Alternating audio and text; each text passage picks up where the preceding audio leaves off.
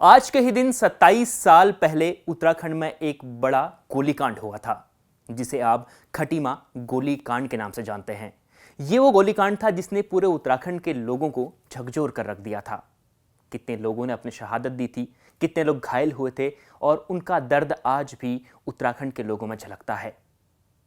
उत्तराखंड बनाने के लिए कितना संघर्ष हमारे राज्य के आंदोलनकारियों ने किया, वो तमाम चीज़ें इस गोलीकांड पर स्पष्ट तौर पर दिखती हैं। आज भी उसके निशान खटीमा में हैं और आज हम वो तमाम चीज़ें आपको दिखाने जा रहे हैं जो आज भी उस पीड़ा को बयां करते हैं। तो आपको ले चलते हैं खटीमा और उस जगह पर जहां पर ये गोलीकांड हुआ था। मैं हूं राजेश छाबड़ा। आप देख रहे हैं उत्तराखंड तक।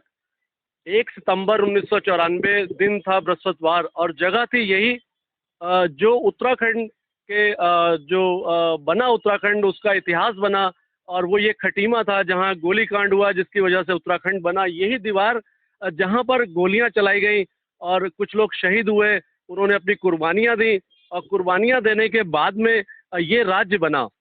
राज्य निर्माण तो हो गया, लेकिन बहुत सारे शहीदों के सपने, उत्तराखंड के लोगों के सपने जो अभी भी अधूरे हैं। हमारे साथ कुछ लोग हैं जो राज्य के जनक कहे जाते हैं, उस आंदोलन के जनक कहे जाते हैं, हमारे साथ आज मौजूद हैं।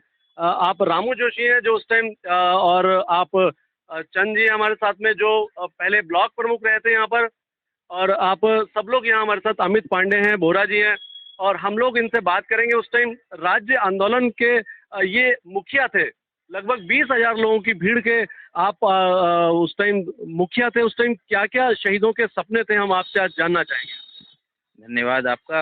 आप जो इस उत्तराखंड के जो शहीदों के ऊपर आप अपना फोकस कर रहे हैं और याद दिला रहे हैं उत्तराखंड वासियों को कि इस उत्तराखंड के लिए कितने लोग शहीद हुए हैं, उनको अगर आज श्रद्धांजलि हम देने यहाँ आ रहे हैं सब लोग। कल को यहाँ 1 तारीख को श्रद्धांजलि सभा होनी है, लेकिन बड़ा अफसोस का विषय है कि जो सपनों को लेकर के यहाँ के छात्रों ने, यहाँ के जो अभिभावक हैं, उन लोगों ने जो सपना देखा था इस उत्तराखंड के लिए कि जल जंगल जमीन जिन पे हमारा हक और हुकूक होगा, वो आज की स्थिति में भी ये स्थिति है कि हमें वो सब सपने हमारे जो हैं अधूरे के अधूरे ही हैं। सिर्फ कुछ चुनिंदा लोगों को हो सकता है इस राज्य के बनने से फ़ायदा हुआ हो, लेकिन मैं जहाँ तक समझता हूँ हम लोगों को इस प्रदेश बनने से अभी तक कोई ऐसा लाभ स्थानीय जनता को नहीं मिला है जिससे कि हम कह सकें कि हमारी जो लड़ाई है वो सफल हुई है। जल जंगल जमीन और कुछ चुनिंदा लोगों को फायदा मिला, ये नहीं कहा जा सकता कि राज्य के जो सपने थे वो पूरे हुए। और ये बात बिल्कुल ठीक है, कुछ चुनिंदा लोगों को फायदा मिला।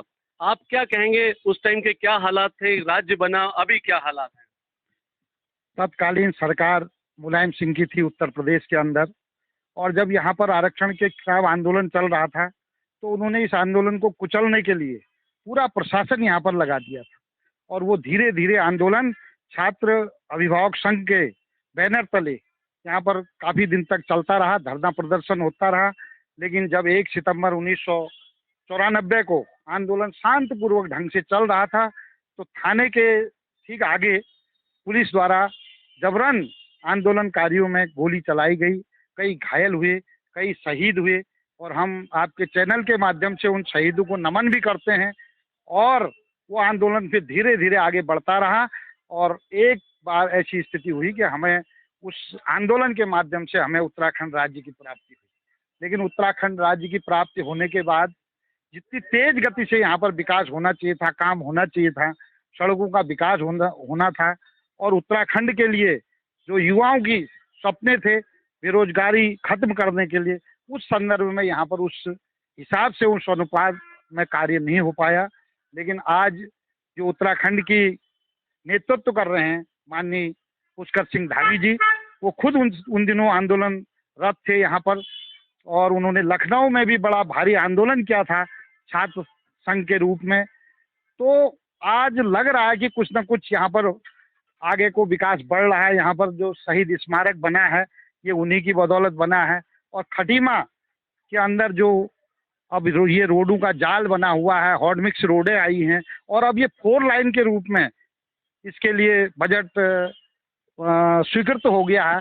ये निश्चित रूप से अब उत्तराखंड आगे को बढ़ेगा। ये पुष्कर सिंह धामी जो यहाँ के मुख्यमंत्री हैं उस टाइम आंदोलन में शामिल हुए थे। हालांकि उस भीड़ में शामिल तो नहीं थे, लेकिन एक छात्र नेता के रूप में लखनऊ में वो काम कर रहे थे। आज वो यहाँ के मुखिया हैं और आपको ये बता दें कि इसी खटीमा के वो रहने वाले हैं। यहीं से उनका राजनीतिक कैरियर स्टार्ट हुआ है। और आपको क्या लगता है बोरा जी, उस टाइम पांडे जी, आप क्या लग रहा है कि जो उस टाइम एक भीड़ थी, एक जो डीके कैन उस टाइम यहाँ के कोतवाल हुआ करते थे, उनको अभी तक सजा नहीं मिल पाई है। अभी भी वो कोर्ट में ये मामला विचाराधीन है और सपने अधूरे हैं। इसके बारे में आपका क्या लग रहा है? पहले तो आपका धन्यवाद कि आपके इस चैनल के माध्यम से आज उस आंदोलन की यादें ताज़ा करने का अवसर मिला।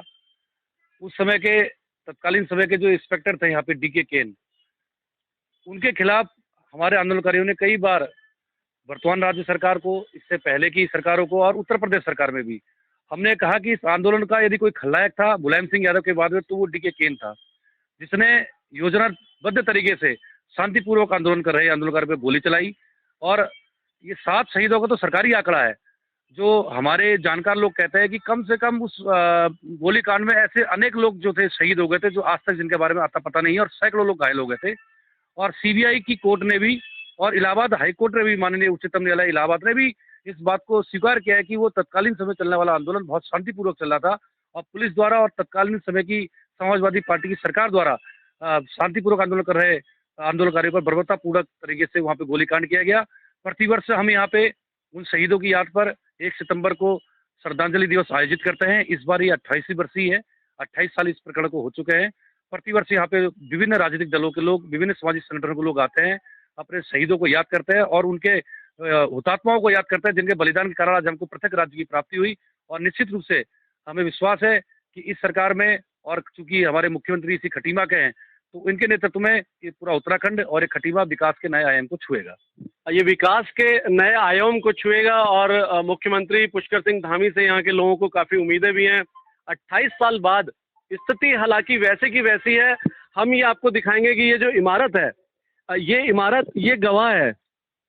देखिए आप इमारत के ऊपर किस तरीके से घास फूल किस तरीके से उठ रहे हैं और कैसे खंडर हो रही है इमारत।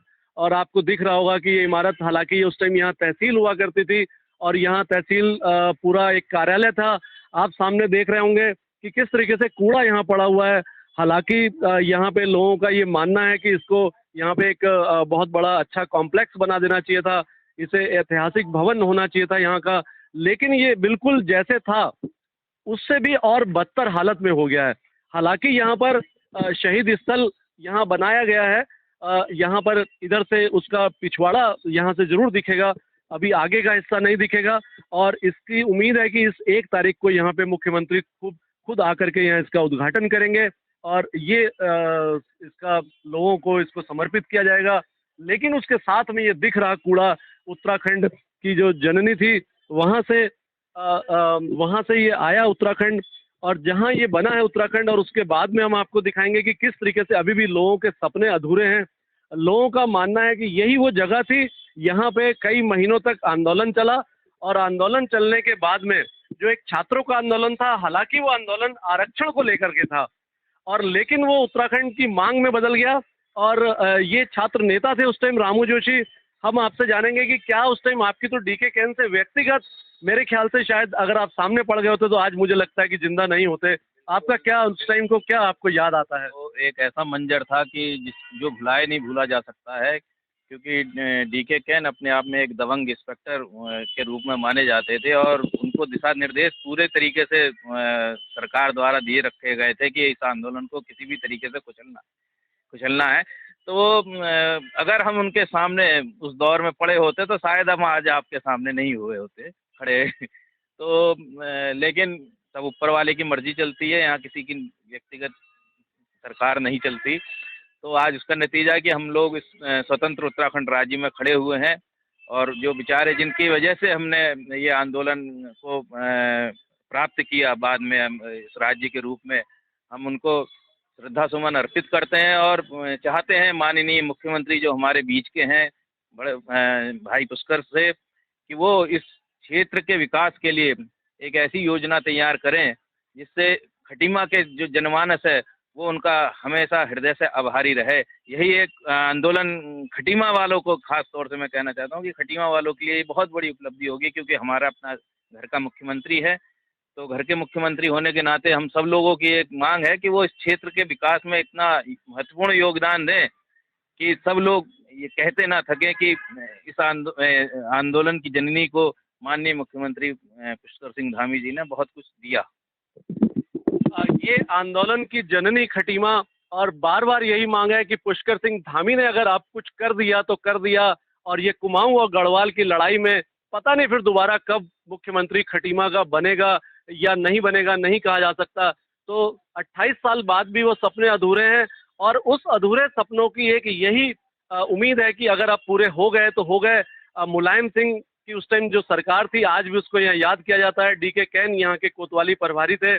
मैं उस टाइम खुद यहाँ पर पत्रकारिता उस टाइम कर रहा था, तो उस मंजर को मैंने देखा था। 20,000 के लोग, निहत्थे लोग थे जिस टाइम उनके ऊपर गोली चली थी। लोग जान बचा के किस तरीके से, सैकड़ों लोग घायल हो गए थे और आधा दर्जन से अधिक लोग शहीद हो गए थे। तो ये लोगों को अभी भी उम्मीदें हैं कि यहाँ उत्तराखंड की जो जननी है, उस जननी को कुछ अलग रूप दे करके उत्तराखंड के शहीदों का सपना जो है, सपनों का राज्य साकार किया जाएगा। कैमरा पर्सन सिंटू गुम्बर के साथ राजेश छाबड़ा, उत्तराखंड तक, खटीमा।